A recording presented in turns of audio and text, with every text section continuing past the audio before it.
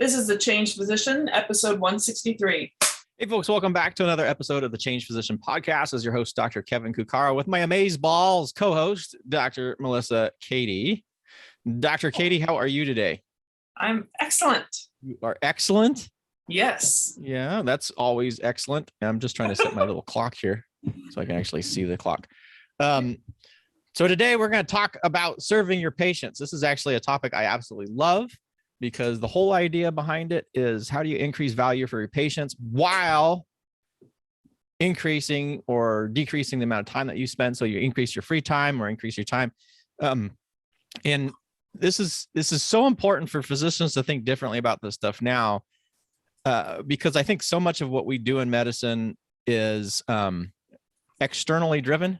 You know, you think about EHR and all this other crap that people put in there to serve their own interests, and it doesn't necessarily serve the patient, and it doesn't necessarily serve the physician. In fact, it sometimes actually makes our time worse. So I'm excited to hear what you have done, where we will learn about 4 simple strategies that can be used to really serve your patients in a better fashion while freeing up your time, and how you've implemented those in what you do. So yeah, let's dig into it. Yeah, well, I guess I'll just a little bit of a prelude to understand. I went from working for a group to going independent as of end of 2019.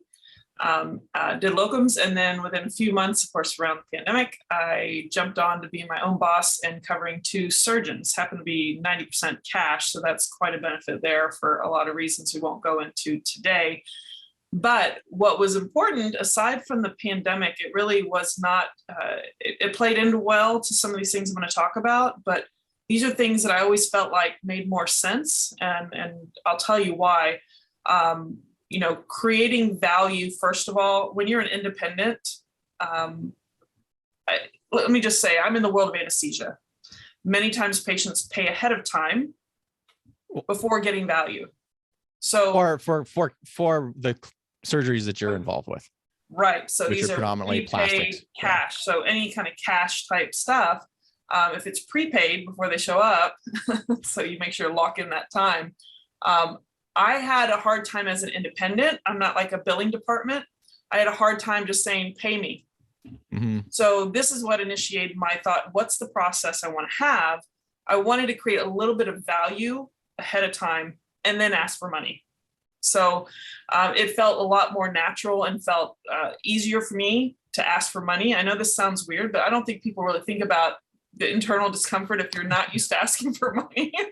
So that's an entrepreneurial kind of thing. It could be for another day. But so how did I want to create value? There's a few ways. One thing you notice as a physician, you tend to repeat yourself over and over and over again on certain principles or certain things that people should know, and or some kind of little educational bullets you're trying to get across to people. So what I felt like was really important is to create value through a preoperative kind of process. I tell them a play-by-play of what to expect that day, because there's a lot of preoperative anxiety, especially within 24 hours of the procedure. So I try to lay out instead of doing, let me just say, I wanted to do a pre-op consult instead of 5 minutes before the procedure. I wanted to do it 1 to 2 weeks in advance. So I started creating those little 15 to 30 minute segments to help explain the play-by-play and then have them ask any questions. Well, even before that, I realized I should remind them of their appointment. So what better thing to do than pre-record? You can do this on like Zoom or like with your phone or computer. Just create, and it's funny, you don't have to have a professional thing. As long as it's clearly they can hear you and they can kind of see you. I created a little 7 to 9 minute play-by-play. I send the link to them.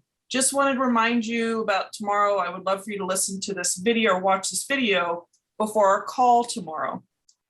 And ding, ding. Oh, yeah, I have that appointment. Oh, and I just got some value. Oh, I already saw her face and I understand kind of what to expect. Oh, and I have some questions based on what she just said.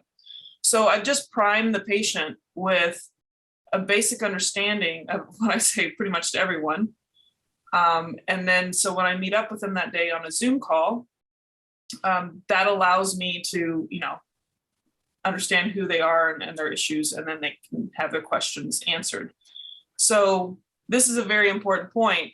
Create your value by creating a video. And how I did that was I just made that video I just talked about. I uploaded it into YouTube. You can just have a Gmail account, which Google's associated, they're the same thing, YouTube. You need a Gmail account, have a YouTube account, you upload it, and I make it public. I make it where it's very kind of generic, and I send that link to the patient. Now, the thing is, people don't realize the multiple benefits of doing that. Not only have you just primed them in all these ways I just talked about, I've had patients send it to other anesthesiologists or a family member, and got feedback from, the family member that's there, and the appreciation for that I took the time, and to them, it seems like I care more because I want them to understand. Well, you do care more. I always get nervous when people say it seems like I do that, but you care more, and you're doing this because you care. Well, thank you. But I'll at least say that I feel like patients, you can tell the appreciation, and I've had patients actually say that. So creating that video and that content and putting on YouTube actually helps market you for your business. And so there's these all unexpected secondary and third type, level benefits. Are you gonna say it's like a total optimization of value, right? Because it's a win-win-win on so many different ways, because you're serving your patient by providing them this kind of preparatory information where you can cover all this stuff. I love the fact how you're sending the reminder, and the reminder isn't you have an appointment on Monday. The reminder is, hey, please watch this. Please watch this before our appointment tomorrow, because that's not nagging now. Right. That what you're basically doing is this person's now, whoa, this person actually cares about me. They have gotten me this video. Wow, who's done that before? And on the self-serving side, or the part that benefits you, it actually serves as a very effective reminder. So I absolutely love that. And it kind of makes me think of way back when we talked to Anna Quebeca in season 1 about her style, about how to use, to optimize online value with this. So, so this is strategy 1. And I love this episode because my mind is going in about 60,000 different directions. So strategy 1 is basically, if I'm going to summarize, and obviously correct me since if I'm hearing you wrong here. Right. Strategy 1 is to identify something that you are doing repeatedly for all your new patients and find a way to basically clone yourself. And the way you've done that is make a YouTube video. And then you've built onto that YouTube video by basically sending it in advance as a reminder to their first appointment. So now they're going to see a video, or they should be seeing a video. They can review this information so that now you're optimizing your preoperative visit. And for people who are anesthesia, this could also be your new patient encounter. So super awesome. I love strategy 1. Okay. Yeah. And so creating that value through the content of a video, I think, is the most efficient way. And the thing is, you don't have to type it or write a blog or edit it and all that stuff. But you could if you're scared of video, right? If you are a physician and you're scared of video for whatever reason, you could do this simply by audio, though I think that would be a little bit more tricky. And certainly if you thought you can write a blog post, and it's still going to serve you in the same way. Right. But I will say most people nowadays prefer a quick video. And I would say, 95% of my patients, maybe 97% of my patients will watch it beforehand as directed. That's huge. The few that don't are the people that have had 10 surgeries before, and they're like, okay, this is pointless. How long is your video? 7 to 9 minutes, depending on, I specifically make one for a rhinoplasty or for breast augmentation or a general. So I pick one that's specific to basically one that I do a lot of. And then I do a general one for people who get multiple procedures that don't apply just to one. So I just made 3. And so it was literally probably 30 minutes worth of recording, just to tailor it to specific type procedures. But you can do it just a general one. It doesn't have to be, but there's all kinds of other surgeons or physicians out there that have different things they want to talk about. But man, surgeons, this is prime territory, because there's so many things that patients don't realize, or, it's easy to forget or kind of like gloss over because you're focused on some other concern of theirs. And you can you can do one big video or just multiple little videos and just say, this is what to expect for this. These are the things post-operatively, what to expect, when you can start taking this medicine, or when you stop this, and like literally get all of it out and put it, and you just get someone, if you want to. So this is the second, this is number 2. Embed the YouTube link, which if you have a website developer, I do my own websites through a user-friendly platform called Kajabi. There's a lot of other ones out there. But I literally can take a YouTube URL link or website link and just paste it into my website, and it'll pull it into that. So the good thing about doing that is that your views on YouTube keep going up. Instead of just uploading it by itself into your website, you actually can increase the number of views and exposure in YouTube by just embedding it within your website. So, I'm not a social media expert, but I can tell you I've learned a few things, and it makes a lot more sense to just embed that. So it's one effort to make the video, and then you just strategically land it in a certain place and use it a certain way so that you can, optimize your exposure. Were you going to say something? No. Okay. If I was thinking my mind was going off someplace else. And I was just going to say, because I'm thinking, okay, if I wasn't a tech savvy person, and you wanted to embed, so you could, you're using Kajabi. There's a ton of different platforms Wix, out there. WIX, there's all kinds of stuff out there. There's WordPress. That's more involved. Well, if you have a WordPress developer, or I use WordPress. It's not, if I can figure it out, it's not that much. But I'm just like, for a physician, I'm trying to think, like, how can we really reduce the barriers on this? And there would be a way you can get, like, even just someone who's doing a simple website, not these people who are going to scam you for $50,000 to do something that should cost you less than $500. Yep. And they can easily do this for you, and it would also spare your time. Oh yeah, embed. All you got to do is please embed this YouTube video here on the website. Mm-hmm. They can code that. So, and so I feel like there's just another benefit too. If they click on that website, they can also figure out, depending on how you put that YouTube video in, they can go to your YouTube channel if you wanted to create a whole slew of other videos or anything else you're involved in. So that's one nice thing. So number 1 is create the video and basically do a YouTube video just to make it easy, because it's one of the biggest search engines. Thank you. Third largest. Yeah. What did you say? Third or second? Third. So massive. There's massive power behind that. Would you say is Amazon considered one of those? Yeah. Google, Amazon, YouTube, and 2 of those are Google or are Google. Which properties. Google and YouTube are essentially kind of the same thing, as far as they own, right? Yeah, no, they're the same company. Yeah. So, but it's funny how you say the first, second, and third. So anyway, aside from that, the first one is create the YouTube video. The second one is embed it in your website, because you're probably going to have some professional website. The third that people don't always think about is, so I use a Google Voice phone number, which allows me to text. I actually, at the time, could actually put it with, spell out my name with the numbers, but I don't think they let you do that anymore. But if you have that, especially if you're a solo entrepreneur and don't really have a physical location, even if you do, there's a lot of ways to have like a Google Voice text function, and they're tied into a lot of programs. But I don't use an automated because I'm worried about the wrong thing going to the wrong person right now as a solo. So I encourage my patients. So when I send them, I say, oh, I got your information from the surgeon. I would love to schedule a preoperative visit with you. And that'll be the 4th thing I go through. But when I schedule the preoperative, it goes through that text message. So they immediately might answer back or just go schedule. And then I send them that little video I talked about the day before.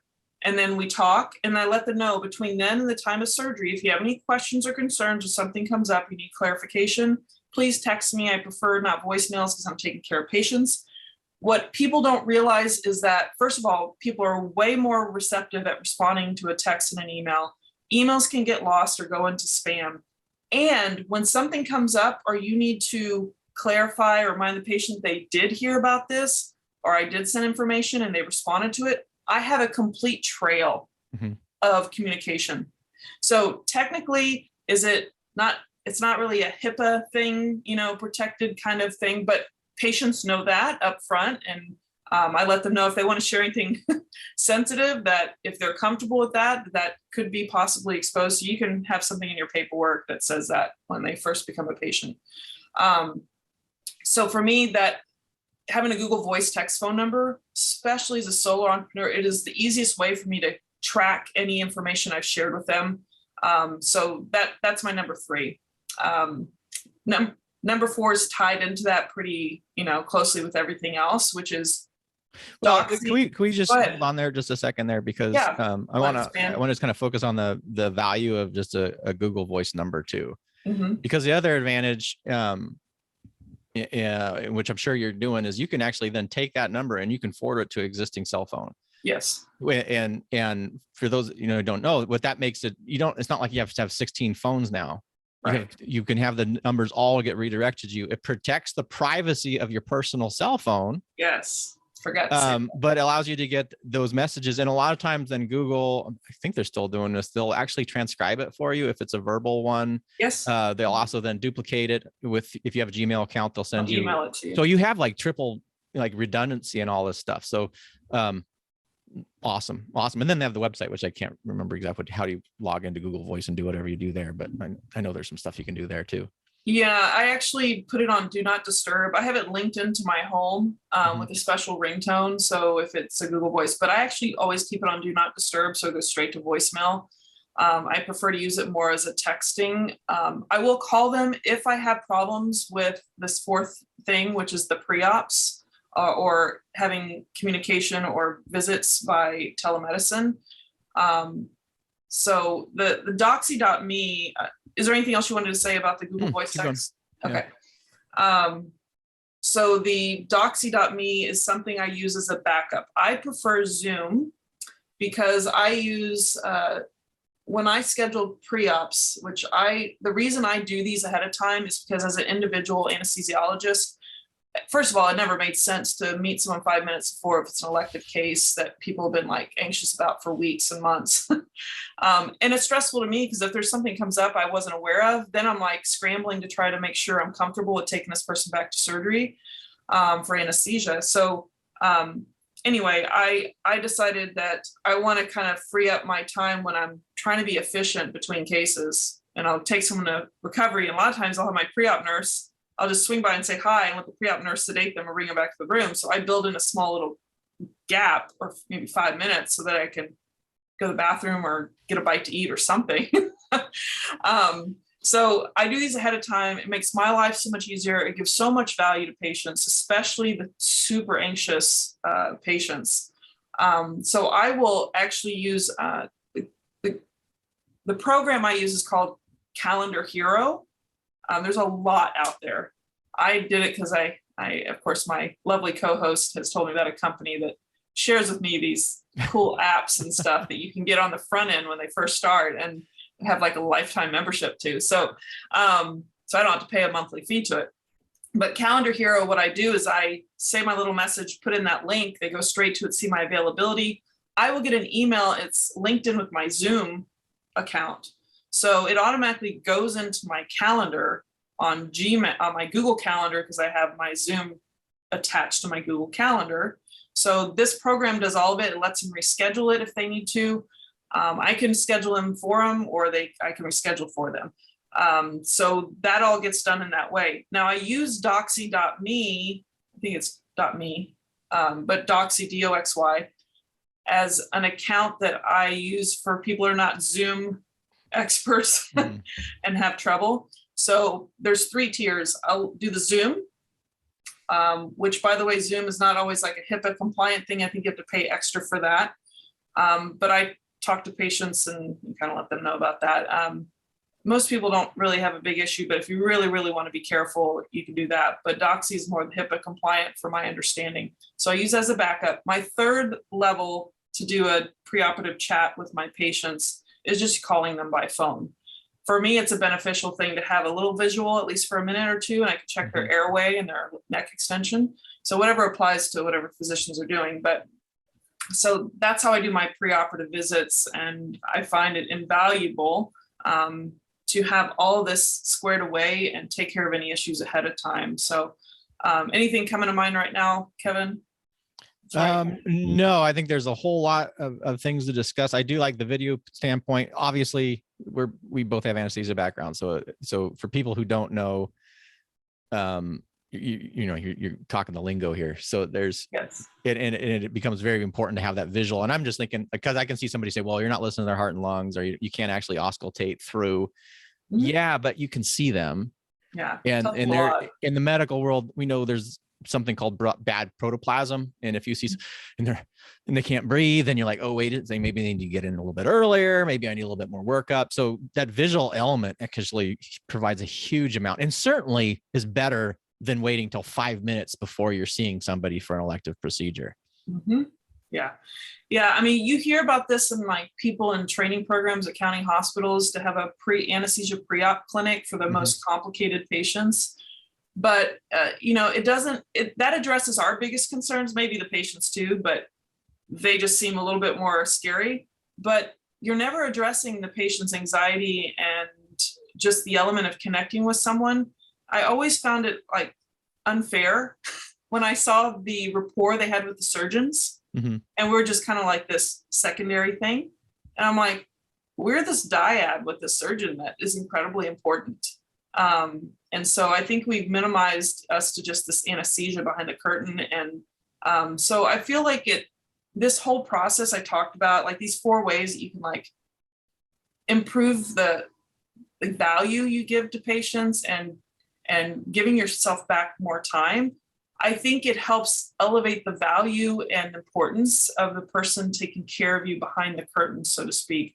And so I think there's a lot of subconscious things that happen when you put the time and effort and process in place that people really express a value for and are really kind of shocked. And one of my surgeons actually tells the patients, hey, especially the ones that are first time patients, he's like, I'm just letting you know, you're probably never going to get this kind of service before surgery from anesthesia. And it doesn't make me better.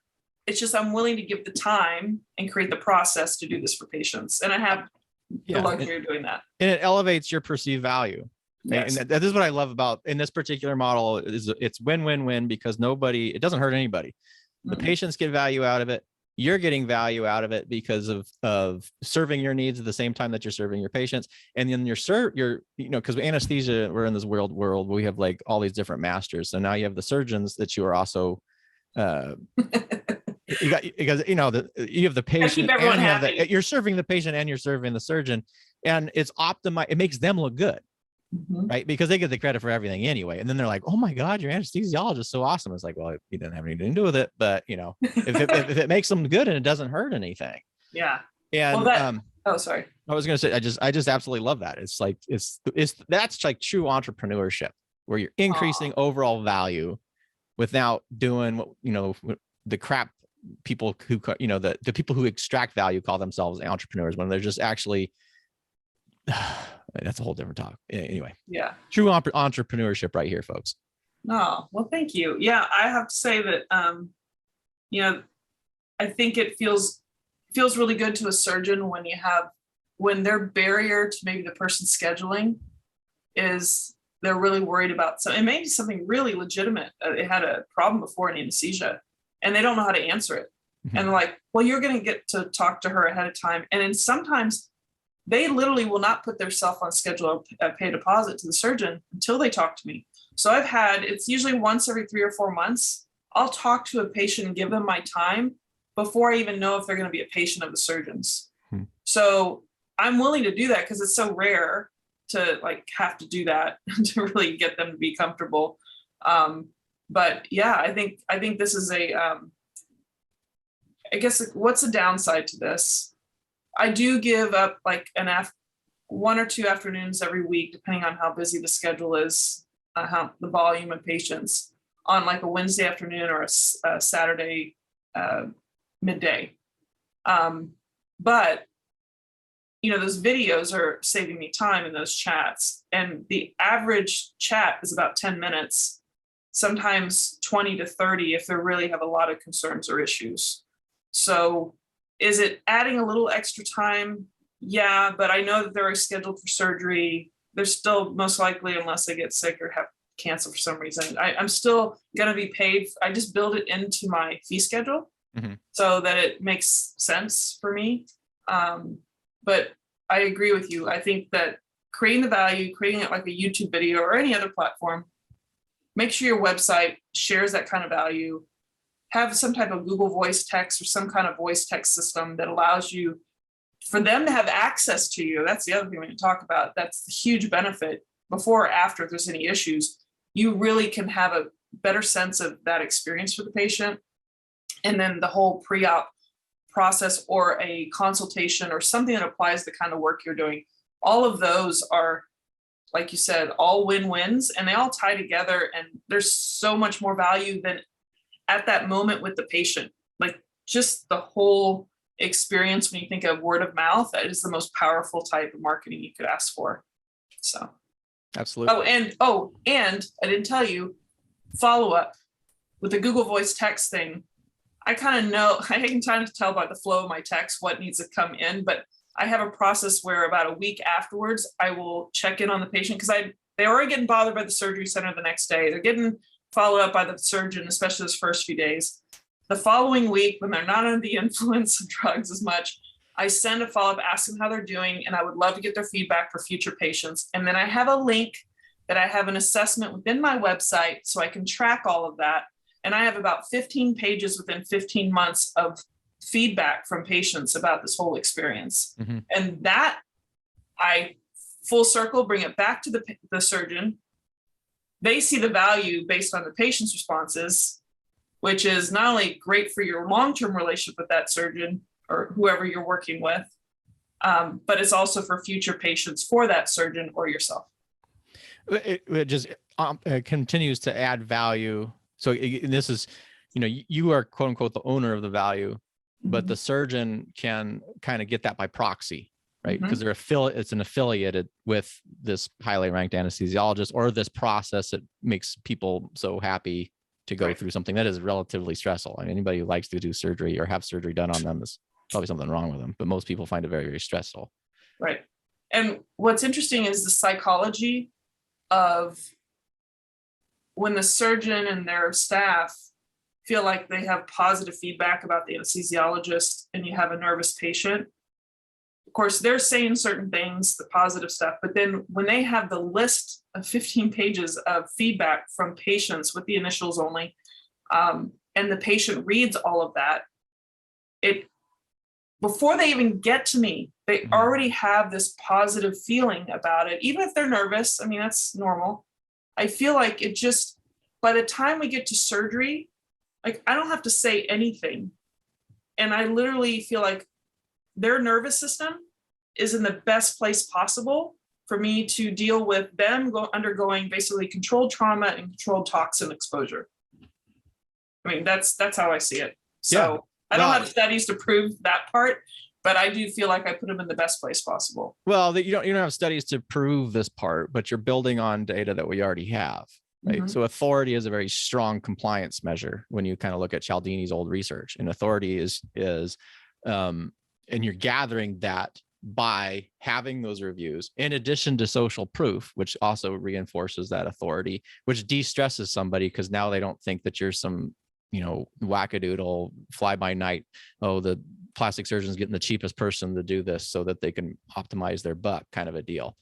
So, and from an anesthesia standpoint, anything you can do to decrease distress in somebody before they're having the operation is huge physiologically. So I love it. I think it's awesome. And I'm quite impressed by your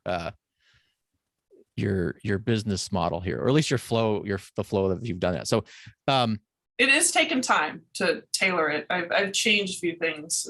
Well, you're working out the details once you kind of got the flow. I mean, and I think that's the hard part of anything is just mapping out the flow. Yeah. And it sounds like what you basically did is you find the part, what are you saying over and over and over again? Well, we know what we say over and over and over again in surgery. Well, how can I introduce this earlier? Well, how can I introduce this earlier better? How can I actually have effective feedback on it? So once you kind of got the rough model, which again can be pretty well implemented in most clinical practices, someone's going to, and I want to remind the listeners, there's two ways you can think about this too. You can think goes, oh, well, yeah, that's great, but and you can find everything that is wrong with this and how it won't work for you, and you're not in a direct anesthesia practice model, and you are employed, or you're with a university. And of course, if you're going to look for all the things that don't work, you're going to find them. Or you can say, yes, but how can I make this work for me? And how can I make this work for me?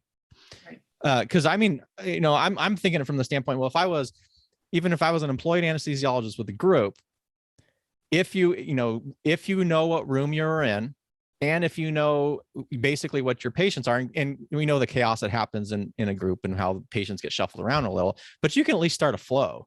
Mm-hmm. And maybe you can't do it 2 weeks in advance. Maybe you don't have that optimum timing, and maybe you only get your schedule a day in advance, but you can at least start the pre-op process early by having, I know what my general anesthesia, my general anesthesia video is this one. I do a lot of neuro, and so I'm gonna have a neuro anesthesia specific thing on YouTube now. And you could start this stuff there. And like you were saying, is it may take a little bit of extra time, but even if you just start the video process. Right. Nerve blocks. That would be great to do. Yeah. And where you are just, hey, this is Dr. So-and-so, you have your Google Voice number, and you can contact your patients because you're going to have that contact information anyway, or you should. And you can send them the night before. It's like, hey, would you, I'm looking forward to serve you tomorrow. So we're looking a little bit at the language that you're going to use with the text message. To optimize your patient experience, I have provided this video for you. So it's not like, watch this video now. You're actually saying this is a special thing just for you. And now they're even better prepped. So maybe you can't do the pre-op visit so far in advance, but at least you can start that process. So in those 5 to 10 minutes that you're seeing in between patients, you can now optimize that time rather than rehearsing, regurgitating all the stuff that really could be done well by a video. Yeah. And the one thing I want to say about when you create a video, always think of yourself as speaking a different language and always trying to tailor it to the layperson. But I know that sometimes patients in the state of anxiety, in the midst of in the pre-op area, if you were to do it just by saying it, and you're behind a mask, it might be muffled, they may not hear everything, they're distracted, they're like got a lot of noise in their head because they're anxious and they can't really focus on what you're saying.